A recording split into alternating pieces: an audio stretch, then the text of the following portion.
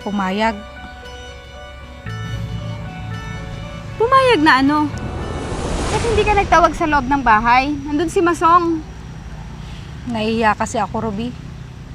Ano ba kailangan mo sana? Bakit ka naman nahihiya?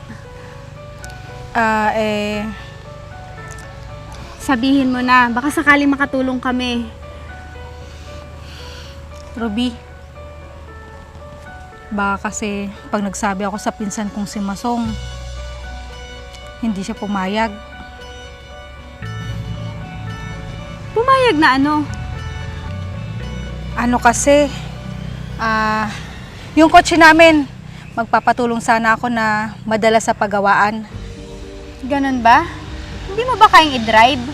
O kaya, wala ka bang anak na pwedeng mag-drive para madala sa paggawaan? Wala eh. Hindi marunong yung anak ko. Nagre-rent lang ako ng driver. Kaya pala. Hayaan mo, kakausapin ko si Masong. Papayag kaya yun si Masong? Huwag ka mag-alala, kakausapin ko siya. Baka sakaling wala siyang gagawin. Maraming salamat, Ruby.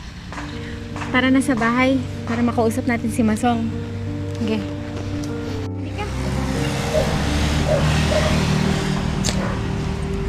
Masong? Masong!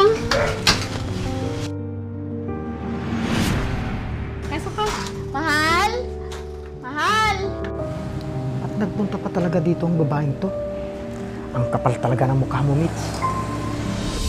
Mas mabuti na hindi nila ako mabutan dito para hindi magduda si Ruby.